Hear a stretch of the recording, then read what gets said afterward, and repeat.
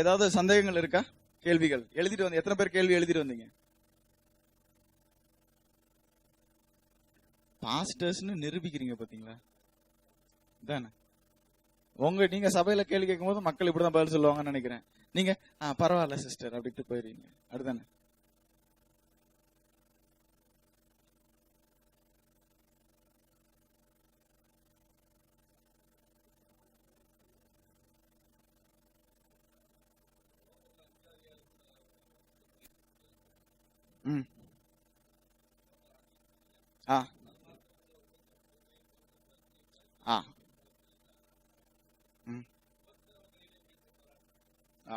அந்த அதுக்கு முந்தின வசனம் படிங்க.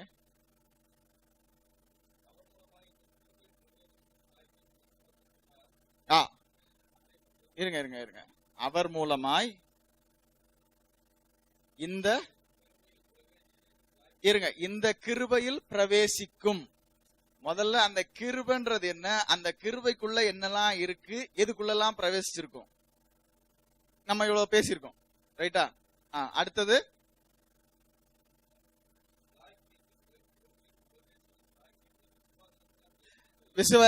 கிருபையின் ஸ்லாக்கியத்தை விசுவாசத்தினால் பெற்றோம். நான் விசுவாசிக்கும் போது இந்த கிருபைக்குள்ள பிரவேசிச்சிட்டேன். ரைட்டா?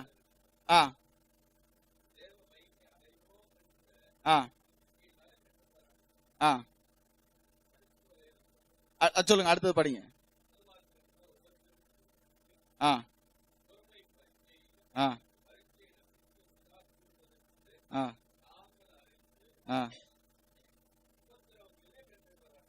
சரி, இப்போ அதுல இன்னொரு இது இருக்கு, அது இங்கிலீஷ்ல ரொம்ப தெளிவா இருக்கும். ஆட் டு யுவர் ஃபெய்த்னு ஆரம்பிக்கும். அது செகண்ட் பீட்டரா? Right, let's leave that. சரி, உபத்திரவம். இப்போ பவுலுடைய தான்ஸ் கொஞ்சம் கவர் பண்ணா இது உங்களுக்கு புரிஞ்சிடும். சரியா? பவுல் தான் பட்ட உபத்திரவங்களை குறித்து பேசுகிறார். படிச்சிருக்கீங்களா? அந்த பவுல் தான் பட்ட, இப்போ இது பெரிய ஒரு விஷயம். நம்ம எல்லாருமே ஆண்டவர் நிமித்த, இயேசுவின் ஊழியத்தை நிமித்தமா நான் உபத்திரவப்படுகிறேன், ஊழியம் நான் நிறைய செய்யறேன், எனக்கு உபத்திரவம் வருது அப்படின்னு எல்லாரும் சொல்றோம், எல்லாரும் நம்பிக்கிட்டு இருக்கோம். இப்போ நமக்கு இந்த உபத்திரவம் அப்படின்னு வேதம் சொல்லுகிறதுனா என்ன அப்படின்ற தெளிவு முதல்ல வரும். இப்போ உபத்திரவம்னா என்னன்னு நான் முதல்ல புரிஞ்சுக்கணும்னா, முதல்ல நான் தூங்கக்கூடாது.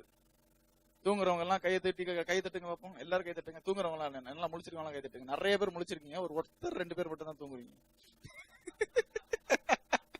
எல்லாரும் கை தட்டுங்க. Just clap your hands. சத்தமா கேட்கல. Price God. சோ இப்போ இந்த உபத்திரவம்னா என்னன்னு எனக்கு தெரியணும். உபத்திரவம்னா என்னன்னு எனக்கு தெரியறதுக்கு முன்னாடி இந்த உபத்திரவத்துல வியாதி உண்டா அப்படின்னு தெரியணும். நம்ம முதல்ல தெரிஞ்சிட்டோம், வியாதின்றது தேவனுடைய சித்தம். எல்லாரும் எப்போதும் சுகமா இருக்கிறது தேவனுடைய சித்தம். கை வச்சா அது போயிரும், அதுல வேற எந்த இதுவும் இல்லை, ஒன்றும் ஒரு விதத்திலும் உங்களை சேதப்படுத்தாது. அப்படின்னு இருக்கும்போது உபத்திரவம் வியாதி இருக்காது. பவுலோடைய முள்ளை பத்தி பார்த்தோம். பவுலோட முள்ளை பத்தி பார்க்கும்போது அந்த முள்ளு மனுஷர்கள் அப்படின்னு நாம புரிஞ்சுக்கிட்டோம். அடுத்தது பவுல் அவருடைய உபத்திரவங்களை குறித்து பேசுறாரு. அது யாராவது எடுக்க முடியுமா? பவுல் தான் பட்ட உபத்திரவங்களை குறித்து பேசுறாரு. பவுல் என்னென்ன உபத்திரவங்கள் பவுலுக்கு வந்துச்சு? யாராவது பவுலை விட பெரிய ஊழியம் செய்யறோம்னு சொல்றவங்க இங்க இருக்கீங்களா? கை தூக்குங்க. பவுலை விட பெரிய ஊழியம் செய்கிறேன் அப்படின்னு சொல்றவங்க யாராவது இருக்கீங்களா? யாரும் இருக்க மாட்டீங்கன்னு நினைக்கிறேன். ஏன்னா அவர் எழுதுனதை படிச்சுதான் நம்ம ஏதோ அறகுறையா பேசிக்கிட்டு இருக்கோம். சோ அதனால பவுலை விட பெருசா ஊழியம் செய்யறவங்க யாரும் இல்லைன்னு நினைக்கிறேன். அப்போ பவுலை விட பெருசா நான் ஊழியம் செய்யலன்னா, பவுலை விட பெருசா எனக்கு எந்த உபத்திரமும் வர லாஜிக்கலா வர்றதுக்கு வாய்ப்பு இல்லை. வந்தா அவருக்கு வந்த மாதிரி வரணும், நடந்தா அவருக்கு நடந்த மாதிரி நடக்கணும். சரியா? 2 கொரிந்தியர் 6:5 வாசிங்க. அடிகளிலும் காவல்களிலும் கலகங்களிலும் பிரயாசங்களிலும் கண்விழிப்புகளிலும் உபவாசங்களிலும் கற்பிலும் அறிவிலும் நீடிய சாந்தத்திலும் தயவிலும் பரிசுத்த ஆவியிலும் மாயமற்ற அன்பிலும் சத்திய வசனத்திலும் திவ்ய பலத்திலும்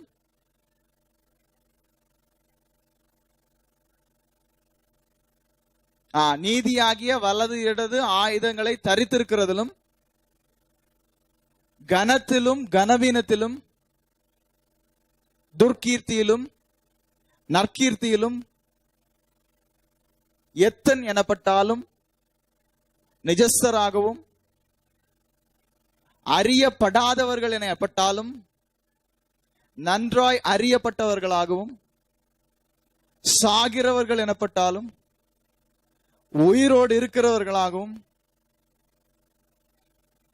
தண்டிக்கப்படுகிறவர்கள் எனப்பட்டாலும் கொல்லப்படாதவர்களாகவும் துக்கப்படுகிறவர்கள் எனப்பட்டாலும் எப்பொழுதும் சந்தோஷப்படுகிறவர்களாகவும் தரித்திரர் என்றாலும் அநேகரை ஐஸ்வர்யவான்கள் ஆக்குகிறவர்களாகவும் ஒன்றுமில்லாதவர்கள் எனப்பட்டாலும் சகலத்தையும் உடையவர்களாகவும் எங்களை விளங்க பண்ணுகிறோம். 2 கொரிந்தியர் 11:23.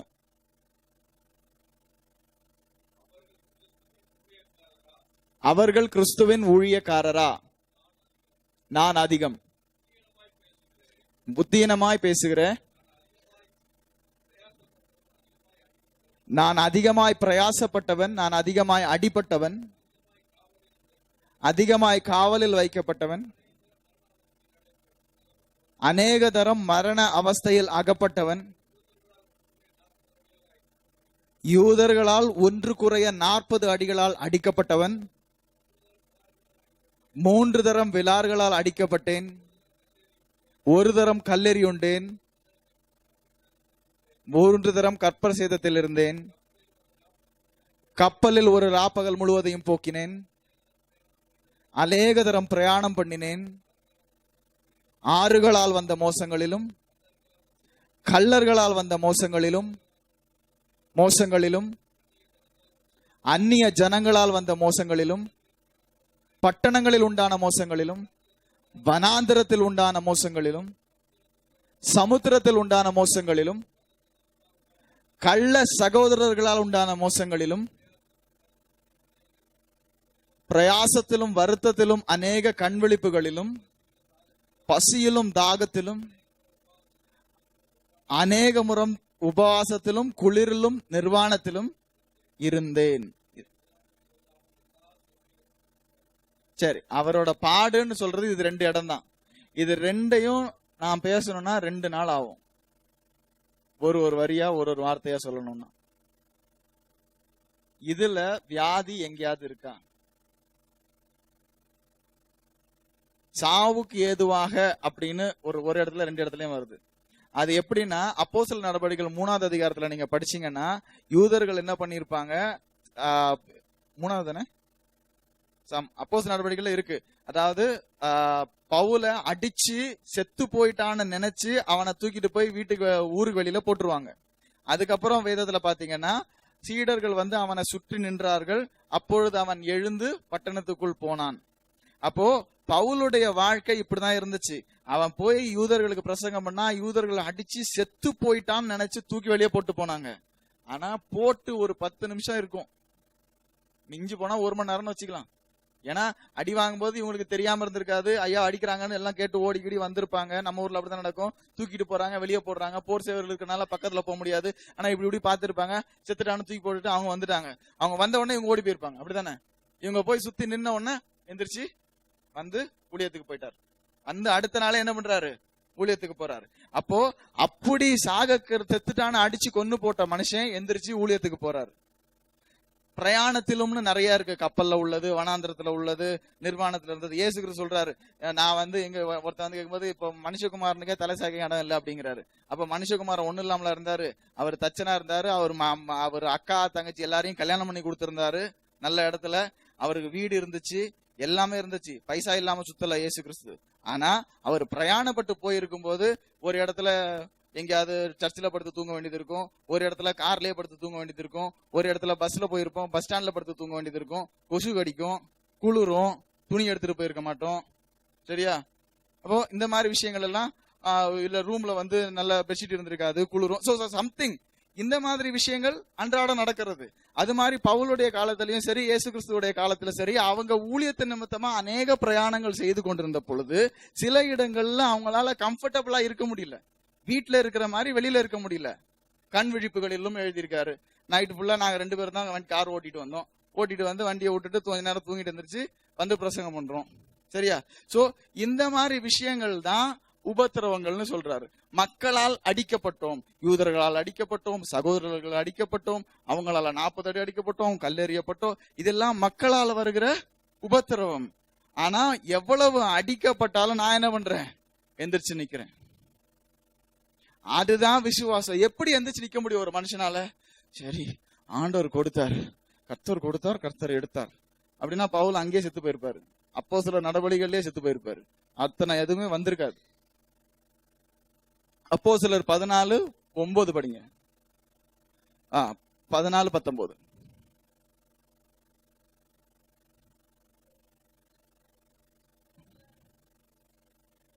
சில யூதர்கள் வந்து ஜனங்களுக்கு போதனை செய்து பவுலை கல்லெறிந்து அவன் மரித்து போனான் என்று எண்ணி அவனை பட்டணத்துக்கு வெளியிலே இழுத்து கொண்டு போனார்கள். சீஷர்கள் அவனை சூழ்ந்து நிற்கையில் அவன் எழுந்து, அவ்வளவுதான். இப்போ இதுல இருந்து ஒரு விஷயம் கேக்குறேன், கல்லெறிஞ்சு கொல்ற அளவுக்கு நீங்க எல்லாம் பிரசங்கம் பண்றீங்களா? முதல்ல வார்த்தையா உண்மைய உண்மையா பிரசங்கம் பண்றவங்களா இருந்தா பவுல் கல்லெறி வாங்கின மாதிரி நீங்களும் வாங்குவீங்க. ஏன்னா இயேசு கிறிஸ்துவை ஏத்துக்கல, என்னை ஏத்துக்கல, உங்களையும் ஏத்துக்க மாட்டாங்கன்னு இயேசு சொல்லிட்டு போனாரு. அப்போ இயேசுவை ஏத்துக்கொள்ளாதவங்க பவுலையும் ஏத்துக்கல. இயேசு சொன்னாரு, இமிட்டேட் மீ. பவுல் சொல்றாரு, நான் கிறிஸ்துவை பிரதிபலிக்கிறது போல நீங்களும் என்னை பிரதிபலிங்கன்னு சொன்னாரு. அப்ப நாமும் பவுல பிரதிபலிக்கிறோம்னா நம்ம பிரசங்கத்தை கேட்டு கல்லடி வாங்கணும். அப்பதான் அது பிரசங்கம். நீ ஊருக்குள்ள வந்தாலே உன்னை துரத்தணும். So mightily grew the word of God. அதாவது தேவனுடைய வார்த்தை பலுகி பெருகிற்று, அவர்களை குறித்த பயம் உண்டாயிற்று. படிச்சிருக்கீங்களா? இப்போ உங்க சபையில வார்த்தை பலுகி பெருகுதா? உங்களை குறிச்ச பயம் உண்டாகுதா? எப்படி பெருகும்? பிசாசு போதிச்சது தானே போதிச்சுட்டு இருக்கீங்க. நம்ம பைபிள் படிக்கிறதே இல்ல. மோகன் சேனா 2 வார்த்தை பேசினாருன்னா அது அப்படியே ஓடிட்டு இருக்கு 2 வாரத்துக்கு சர்ச்சில். அதுக்கப்புறம் வேற யாராவது பிரசங்கிறது ஏதாவது பேசினாருன்னா அது 2 வாரத்துக்கு ஓடிட்டு இருக்கும். ஆண்டவர் என்ன சொன்னாரு, எனக்கு ஆண்டவர் என்ன சொல்லியிருக்காரு, நான் யாரு, எங்க நிக்கிறேன், தேவன் சொல்லியிருக்கேன்னு தேவனோடு உள்ள ஒரு பர்சனல் ரிலேஷன்ஷிப்பே இல்ல. தேவனோடு உள்ள ஒரு சமீபமான ஒரு உறவு, வார்த்தையை படிச்சு ஆண்டவர் சத்தியம் இதுதான் சொல்லியிருக்கு, இதுதான் வார்த்தை, இதுதான் சுத்தமான வார்த்தைன்னு கேட்டு பிரசங்கம் பண்ணாதவங்க எல்லாரும் வயிற்றுக்கு தான் ஊழியம் பண்றாங்க. இந்த பிரசங்கம் நல்லா இருக்கு, அவர் அதை பேசினாரு, அந்த 2 ஸ்கிரிப்சரை எடுத்து எழுதிட்டு சூப்பர் இத பிரசங்கம் பண்ணலாம் அப்படின்னு முடிவு பண்ணிட்டு ஆவியானவர் பேசினாருன்னு நினைச்சிட்டு தயவு செஞ்சு போகாதீங்க. சத்தியத்தை சத்தியமா சரிவீங்க. அடி வாங்கினாலும் சரி, கல்லடி வாங்கினாலும் சரி, உதச்சு நொறுக்கினாலும் சரி, ஆண்டவர்னா இப்படிதான். என்னால பாவம் செய்ய முடியாது. எந்த பெரிய பாஸ்டர் வந்தாலும் சொல்லுங்க, சர்ச்சுக்கு ஃபண்டை நிறுத்திடுவாங்க, அது பண்ணிடுவாங்க, இது பண்ணிடுவாங்க. மனுஷனுக்கு பயந்து ஊழியம் செய்யாதீங்க. உங்கள் ஆவியையும் உங்கள் ஆத்மாவையும் அழித்து போட வல்லமை உள்ளவருக்கு பயப்படுங்கள். இவனால மிஞ்சி போனா இந்த சரீரத்தை அடிக்க முடியும். அவன் தூக்கி போட்டனா அடுத்த நிமிஷம் நான் எந்திரிச்சு வருவேன். ஏன்னா சாவுக்கு ஏதுவான யாதொன்றை குடித்தாலும் என்னை ஒன்றும் சேதப்படுத்தாது. உயிர்ப்பிக்கிற ஆவியானவர் எனக்குள்ள இருக்காரு. பவுலால எந்திரிச்சு வர முடியும்னா என்னால எந்திரிச்சு வர முடியும். என் சாவையும் என் நாட்களையும் நிர்ணயிக்கிறவர் மனுஷன் அல்ல, தேவனுடைய கரங்கள் இருக்கு. இவர்களால் என்னை கொன்று போட முடியாது. நான் திருவசனத்தை சுத்தமாக மாத்திரம் பிரசங்கிப்பேன். எவனுக்கும் பயந்து இங்க ஊழியம் செய்யல, எவனாலும் இங்க நிக்கல. சர்ச்சில் 4 கல்லு உங்களால கட்ட முடியாதுன்னு சொன்னா நீங்க எப்படி விசுவாசியை கட்ட போறீங்க? ஆக்சுவலா 4 கல்லே தேவையில்ல, விசுவாசியை கரெக்டா கட்டு, கல்லு தன்னால வரும். 4 சர்ச்சு கட்டடம் கட்டி ஒரு ஸ்பிஏ சிஸ்டம் 4 கீபோர்டு வச்சு வாசிட்டா நல்லா மேளம் போட்டுட்டா சத்தம் கேட்கும். வெளியில புதுசா சர்ச்சு கட்டிருக்காங்க, அப்படியா கூட்டம் சேர்க்கறது? மாம்ச சிந்தை இல்லாது மனுஷருக்கு ஒத்தபடி நடக்கல. நீங்க என்னைக்கு மனசு மாற போகுது? சபையில என்ன இருக்கணும்? ஆவியானோட நிறைவு இருக்கணும். உள்ள காலடி வச்சானா அவன் அங்கேயே கீழ் ஆகணும், அங்கேயே ஆவியில நிறையணும். அந்த வல்லமை எங்க இருந்து வரும்? நமக்குள்ள இருந்து தான் வரும். யார் தட்டி எழுப்புவா? திமோத்திக்கு எழுதுறாரா? Stir up the spirit that is given in you. உன் மேல கைகளை வைக்கும் போது உனக்குள்ள இருக்கிற ஆவியை நீ தட்டி எழுப்பு. எத்தனை பேர் உங்களுக்குள்ள இருக்கிற ஆவியை தட்டி எழுப்புறீங்க? முழங்கால் போட்டு அழுதுதான் இருக்கீங்க, ஆண்டவரை இறங்கும், ஆண்டவரை இறங்கும், வல்லமை வரட்டும். அவர் இறங்கி 2016 வருஷம் ஆச்சு, நீ வெளியே வருவியா? என் தேவன் ராஜரீகம் பண்ணுகிறார் என்று சொல்லுகிறவர்கள் எங்கே? தேவன் எப்படி ராஜரீகம் பண்ணுகிறார்? வியாதியை குட்டு கத்தசு கொடுத்தா வியாதியை ராஜரீகம் பண்றாரு. 2016 வருஷத்துக்கு முன்னாடியே சுகத்தை கொடுத்துட்டாரு. நீ போய் சகல ஜாதிகளையும் சீஷராக்குன்னு உனக்கு கொடுத்த கட்டளை அது. ராஜாக்களாகவும் ராஜரீக ஆசாரிய கூட்டமாகவும். அப்படின்னா என்ன அர்த்தம்? ராஜா மாதிரி எத்தனை பேர் நடக்கிறீங்க? ராஜரீக ஆசாரிய கூட்டம் மாதிரி எத்தனை பேர் நடக்கிறீங்க? அவர் சொன்னாரு, நான் சொல்லாகும் கட்டளையிட நிற்கும். உங்களை பத்தி அதேதான். ஏன்? உங்களை அவருடைய சாயல தானே படைச்சிருக்காரு. அப்ப அவர் சொல்ல ஆகும் கட்டளையிட நிற்கும்னா நீங்க சொல்ல ஆகும் கட்டளையிட நிற்குமா நிற்காதா? எப்படி நிற்காம போகும்? நான் நிக்கிறது என்னால் நிக்கல, கிறிஸ்துவின் நாமத்தில் நிற்கிறேன். சகல வானத்திலும் பூமியிலும் பூமிக்கு கீழும் உள்ள எல்லா நாமங்களுக்கும் மேலான நாம நிமித்தமாக நிற்கிறேன். அதனால நான் சொன்ன ஆகும், நான் கட்டளையிட நிற்கும். அந்த தில் இல்ல யாருக்கிட்டையும். ஐயோ இவங்ககிட்ட இப்படி சொல்லிட்டா காணிக்க வராம போயிடாதே. என் ஊழியத்தை நடத்துற ஒரு ஆண்டவர், என் பாத்திரத்தில் தண்ணீர் குறையாமல் இருக்காமல் பார்க்கிறவர் ஆண்டவர், எனக்கு தண்ணீரும் நீரும் கொடுக்கிறவர் ஆண்டவர். நான் உழைப்பதும் இல்லை, நான் நூற்பதும் இல்லை, நான் விதைப்பதும் இல்லை, அறுப்பதும் இல்லை, நான் களஞ்சியங்கள் சேர்த்து வைப்பதும் இல்லை. ஏன்? He is my supply. யாரையாவது பார்த்து ஊழியம் செஞ்சீங்கன்னா தான் ஊழியம் செய்ய மாட்டீங்க.